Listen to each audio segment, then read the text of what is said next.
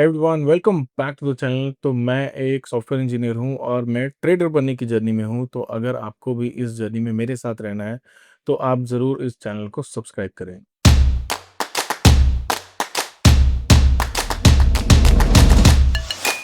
तो आगे बढ़ते हैं वीडियो में और देखते हैं कि किस तरह से आज का हमारा डे रहा। तो आज एक स्टॉप लॉस हिट हुआ है, वो प्राइमरी एनर्जीज में है। Let me show you. यहाँ पे अगर आप देखो पोजीशंस में, तो यहाँ पे सोल्ड होल्डिंग्स यहाँ पे आप दिखा होगा। और ऑर्डर्स पे देखो, एक ही ऑर्डर पंच हुआ है जो एवरेज प्राइस है 987 के आसपास, क्योंकि यहाँ पे 5000 का जो स्टॉप लॉस है वो हिट हुआ था somewhere here. Let me go to P.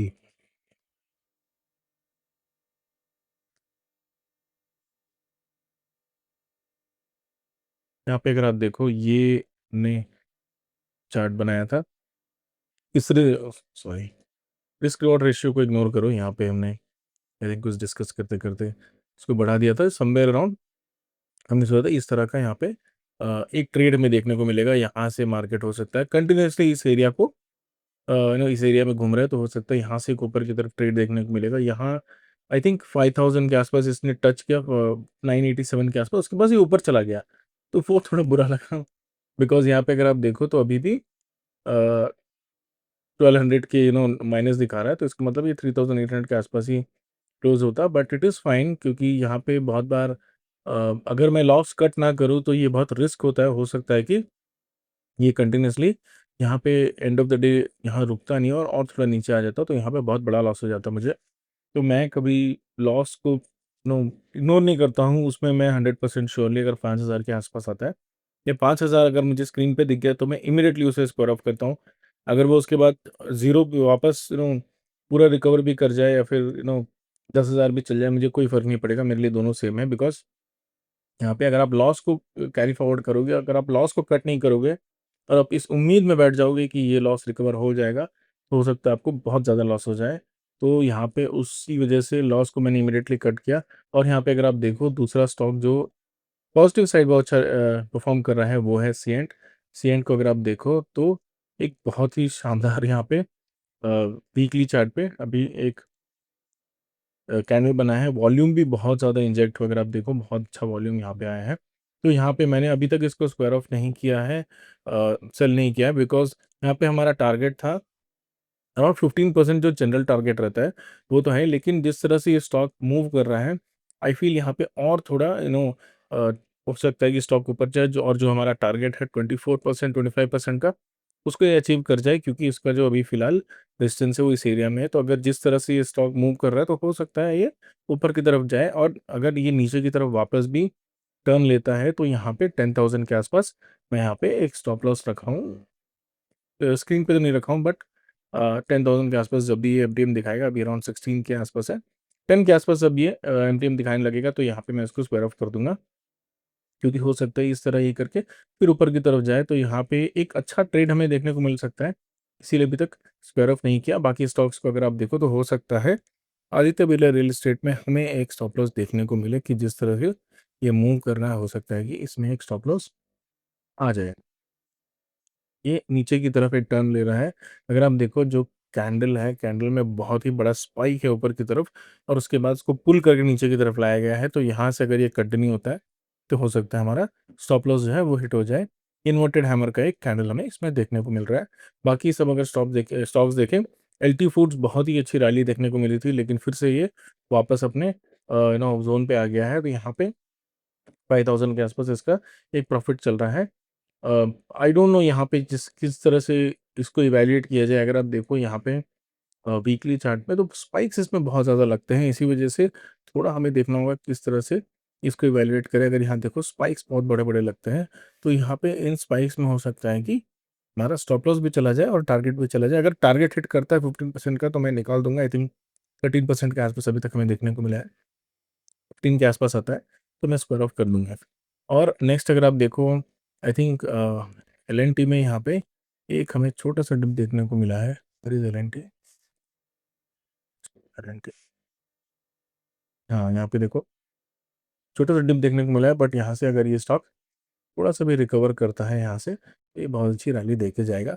एक स्टॉक जो मुझे और अच्छा अभी फ़िलहाल देखने में अच्छा लग रहा है, दैट इज़ दीपक नाइट्रेट। अभी तक हमने ऐड नहीं किया है दीपक नाइट्रेट को यहाँ पे।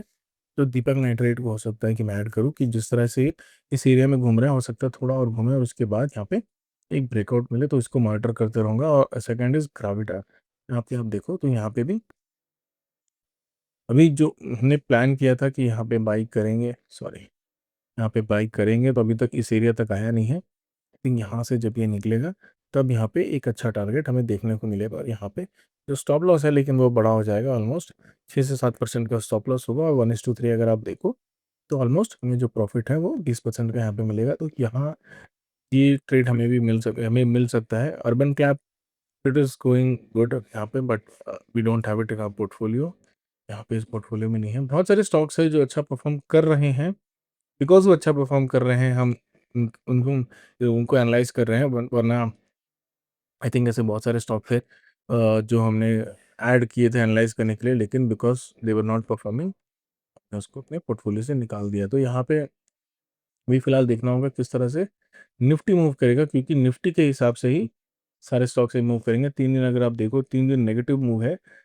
इसीलिए यहाँ पे थोड़े स्टॉक्स में टाइसीनेस है, स्टॉक्स अच्छे से मूव नहीं कर रहे हैं। लेकिन सॉरी, 3 वीक का अगर आप डेली चार्ट पे देखो तो यहाँ पे इस तरह का ये आपको ट्रेड देखने को मिलेगा। बहुत ही एक कंटिन्यूअसली यहाँ पे सेलिंग देखने को मिली है, और थोड़ा-सा एक ग्रीन कैंडल आया, फिर से सेलिंग आ गई।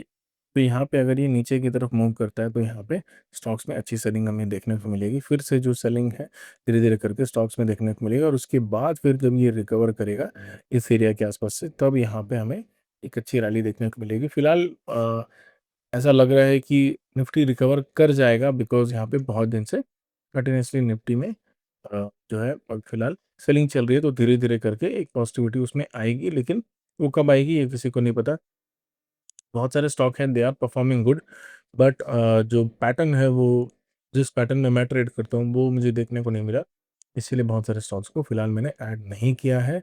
स्मॉल कैप का जो इंडेक्स है वो बहुत अच्छी तरह से मूव कर रहा है। ये निफ्टी स्मॉल कैप 50 है आई थिंक।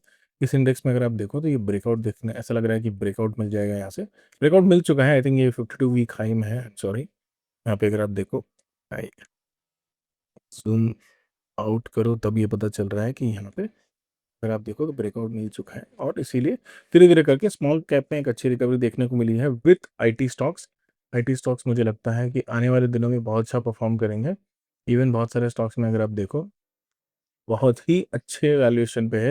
यहाँ पे अगर आप देखो स्पेशली स्टॉक्स लाइक टीसीएस वगैरह, ये एक साइकिल चलेगा। अगर आपको लगता है कि ये सारी कंपनियाँ बंद हो जाएँगी या फिर परफॉर्म नहीं करेंगी, तो that is not how it works. Because यहाँ पे जो टेक्नोलॉजी है हमेशा वो यूएस की कंपनीज़ से स्टार्ट होती है, उनकी कंपनीज़ को बेनिफिट मिलता है, और उसके बाद आपको आईटी कंपनीज़ उन उसका बेनिफिट उठाते हैं। जब वो मैच्योर होने लगते हैं, तो एक लॉन्ग टर्म कंसल्टिंग वर्क जो है, वो इन कंपनीज़ को मिलता है। तो धीरे-धीरे जो मैन फोर्स ये प्रोवाइड करते हैं ओवरऑल कंपनीज़ को, तो वो जो टास्क जो जो डेलीगेट करते हैं सारी कंपनीज़, उनका बेनिफिट इनको मिलता है। तो जब तक वो नहीं होता है, तब तक यहाँ पे थोड़ी आपको नो सेलिंग इन स्टॉक्स में देखने को मिल सकती है। लेकिन एक बार जब ये डिसाइड हो जाएगा कि एआई किस तरह से आपको यूज़ किया जाएगा, और क्या-क्या पॉइंट्स है जहाँ पे किस तरह लोग को कंट्रोल किया जाएगा। जैसे अगर आप देखो, ये सारे आईटी स्टॉक्स जो है वो एआई के लिए सेल हुए थे। और else what I will do is,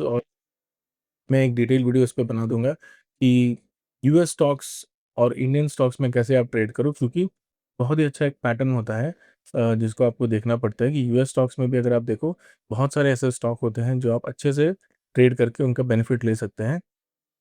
अगर आप देखो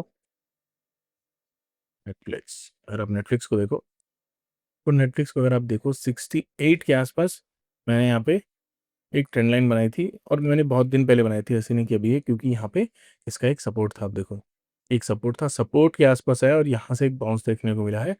अगर आपको लगता है कि नेटफ्लिक्स जैसी कंपनी ज़ीरो हो जाएगी, क्योंकि अगर आप देखो यहाँ पे अच्छी सेलिंग देखने को मिली है नेटफ्लिक्स में, समवेयर अराउंड 133 से ये इसका जो बॉटम है 50% के यहाँ पे डिप देखने को मिला है। और यहाँ से अगर ये अपने ऑल टाइम हाई के पास भी चल जाएगी, 100% का प्रॉफिट हो जाएगा। और इन सारी कंपनियों में जो आपको टिप देखने को मिलता है, तो you should definitely scoop a little. और यहाँ पे अगर आप देखो मेटा या माइक्रोसॉफ्ट की जो कंपनीज़ है वहाँ पे, यहाँ पे अगर आप देखो समवेयर अराउंड 2023 के आसपास से 2022-2023 के आसपास से यहाँ से एक अच्छी रैली देखने को मिली है। और यहाँ पे अगर आप देखो ओवरऑल इस टिप से यहाँ से 130% के आसपास ये कंपनीज़ बढ़ी है।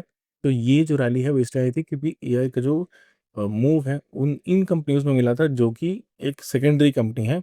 अगर आप एनवीडिया या बाकी अगर आप बहुत नो ऑप्टिमिस्टिक कंपनीज़ को देखो जिनको भरपूर फ़ायदा हुआ है इस पर्टिकुलर एआई वेव का, तो दैट इज़ सैनडिस्क। सैनडिस्क को अमेज़िंग प्रॉफ़िट हुआ है। आईपीओ के बाद इसका बॉटम आया था 28, 29 या 30 के आसपास और यहाँ से 78, 79 x, I think somewhere around 80 x के आसपास इसमें एक टॉप लगा है। तो 80 गुना ये बढ़ चुका है, लेकिन इन सारी कंपनीज़ में अभी फ़िलहाल कोई अपॉर्च्युनिटी नहीं है। अब धीरे-धीरे करके इंडियन स्टॉक्स में अपॉर्च्युनिटी है। ऑफ़ कोर्स इस ये तो एक आउटलायर है। इनके जैसे परफ़ॉर्म नहीं करेगी, बट ओवरऑल अगर आप देखो तो एक अच्छा परफ़ॉर्मेंस उनमें भी देखने को मिलेगा। अगर आप मेटा को भी देखो, मेटा में भी बहुत अच्छा डिप आया था, आई थिंक समवेयर अराउंड 2023 के आसपास, 2022-23 के आसपास। यहाँ से आप देखो एक 6 टू 7 एक्स का रिटर्न दिया है विदिन आई थिंक कितने दिन, आई थिंक 2 साल में। 2 साल में 7 x return is absolutely amazing. तो हमेशा यूएस कंपनीज़ में I will make a video कि कैसे आइडेंटिफ़ाई कर सकते हो, कैसे एक शिफ्ट होता है यूएस टू इंडियन। अगर आप ऐसा नहीं है कि यूएस की कंपनियाँ ही परफ़ॉर्म करेंगी, इंडिया में नहीं परफ़ॉर्म करेंगी, और कब वो परफ़ॉर्म करेंगी, एआई कौन-कौन सी स्टॉक्स आपको देखनी पड़ती है और कैसे आप एनालाइज़ करोगे कि अगला सेक्टर कौन-सा है। तो इन सारी वीडियो में इन सारे टॉपिक पे एक वीडियो बनाऊँगा, but for this video I think फिलहाल हमारा पोर्टफोलियो मुझे लगता है कहीं न कहीं यहाँ पे अ, अगर कल या परसों में निफ्टी एक पॉजिटिव आउटलुक देता है तो बहुत अच्छा प्रॉफिट हमें पोर्टफोलियो में दिखेगा। Somewhere I am targeting around 50-50 के आसपास जब ये ओवरऑल पोर्टफोलियो 50,000 का प्रॉफिट होगा तो यहाँ पे पीएनएल पे तो मैं यहाँ पे इसको सेल आउट कर दूँगा। 5,000 ऑलरेडी हमने लॉस बुक किया है। तो देखते हैं किस तरह से आगे स्टॉक परफॉर्म करता है। तो that is all for the video today. अगर आपको इस तरह का कंटेंट अच्छा लगता है तो please subscribe to the channel. Thank you.